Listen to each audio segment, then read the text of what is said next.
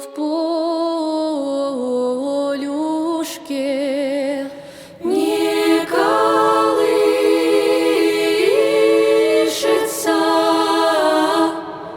только грустный напев где-то слышится.